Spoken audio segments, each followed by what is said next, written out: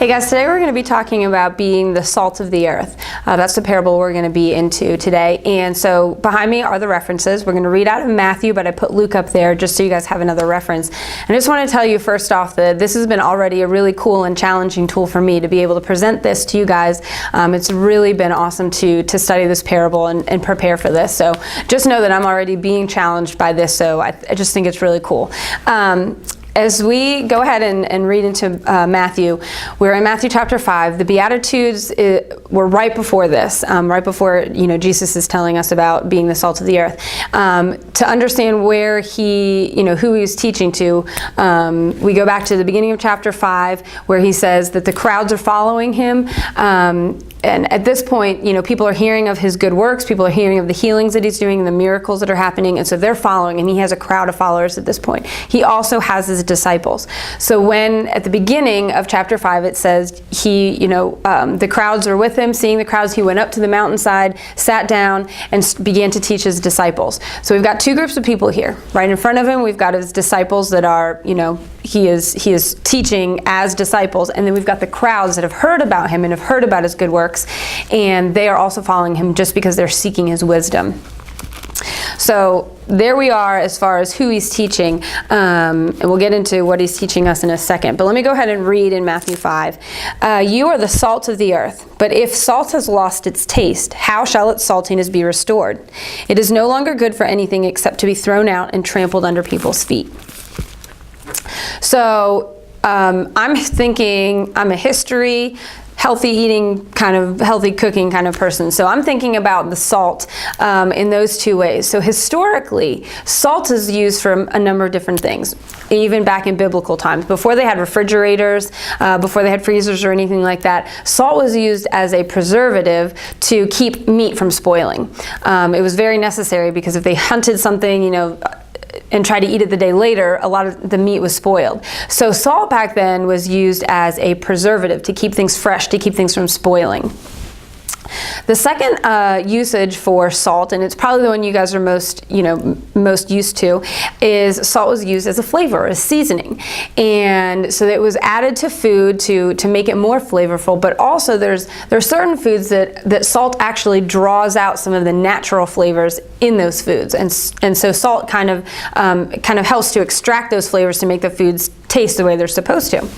The third usage for salt was actually biblically. You can check the references back in Leviticus, and it mentions it in Numbers and some other places, that salt was used as a burnt offering as well. That it was added to some of the different animal offerings as a burnt offering to the Lord. And the Lord, said, salt will be added to this for the offering for me. So if we're going to go ahead and look at those are the three that God has kind of been speaking to me over the past few weeks. And so I started thinking about those in my own life. And if we are, as Christians, if we're called to be salt of the earth as a preservative, then we are called to keep humanity from spoiling, is the easiest way I can say it. And what does that really look like? The world will try and surround us with a lot of different things that really just tear us down. And what I would say kind of spoil us. If you're thinking about it metaphorically with meat not spoiling, there's a lot of things that would drag us down. And as Christians, we're called to be the salt of the earth for a preservative, to help preserve holiness and obedience to God in our communities, just for humanity. The next thing is what we were talking about, is to be salt as far as seasoning. And the cool thing about that is, think about that idea of salt actually drawing out the natural and the good flavors out of different foods. And for me, I'm thinking about that for my own life is, am I acting as salt, as flavor or as seasoning for other people in my life? Am I helping them to see the gifts and the talents and the abilities that God has given them and help them draw those out? Am I being salt in that way?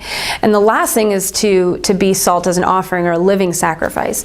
And so I've asked myself that same question, am I living out, am I being salt to the earth, as in, giving my life and everything that I am over to the calling that Jesus has given to me? Am I being obedient to his will? Am I in his will? Am I living my life as a sacrifice to him? And it's important as we're thinking about all of those things to not ignore the second part of that, because the second part of that says if the salt has lost its taste, how will it be restored? It's no longer good for anything but only to be thrown away and trampled under people's feet. And so as if we do lose our saltiness, if we are only being Christian by name or by label, then if you're only walking around saying, yeah, I'm a Christian, but we're not living our life as salt, if we're not living it to help preserve humanity, if we're not living it to help season other people's lives and to draw those gifts and abilities out of people, if we're not living it as a living sacrifice to God, if we've got other stuff clouding our lives, are we really living as salty Christians? And God says if we lose that saltiness, if we're just a Christian by name or by label, we're good for nothing. We're thrown to the side and people will trample over us. And as Christians, we are the salt of the earth. He doesn't give that charge to anybody else, and there is no replacement for that charge. If Christians aren't salty, if we aren't being salty Christians, then there's no replacement for that. Like we said, the earth will spoil. We have to be going out, and we have to be going out to be the salt, to be that flavor, to be that season, to be the thing that people look towards to receive their hope in Christ. We have to be the ones that are sharing that with them. And so here are the questions for you guys to just kind of think about as we kind of close out here. I told you what being salty Christian means to me and what kind of Jesus was talking about there. But here's the question for you guys. If we're thinking about salt as a preservative, how are you being salt as a preservative? How are you helping others not to spoil? Or how are you helping others to live for Jesus and not for themselves? The second one, how are you being salt as seasoning? Are you loving people? Are you being obedient? Are you reaching out to those who need Jesus? Are you helping to draw the best out of people with just the way that you're living your life?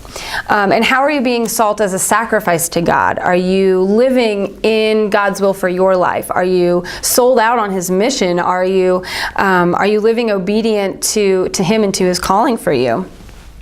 And I guess really the big question is, what would it look like if we were all living as salt on the earth? If we were all, as Christians, doing what we were called to do and to live that salty life, to be the preservatives, to be the seasoning, and to be, that living sacrifice. So as we close out today, I'd love to hear your thoughts. What does being the salt of the earth mean to you? And what would it look like to really live as each and every one of us, all Christians together, if we were really being the salt of the earth? What kind of change would people in the earth, what would that look like? What would the change look like? So think about that. Definitely comment, and come back and keep hearing from us what we've got for you through the parables, through what Jesus is teaching us. Thanks, guys.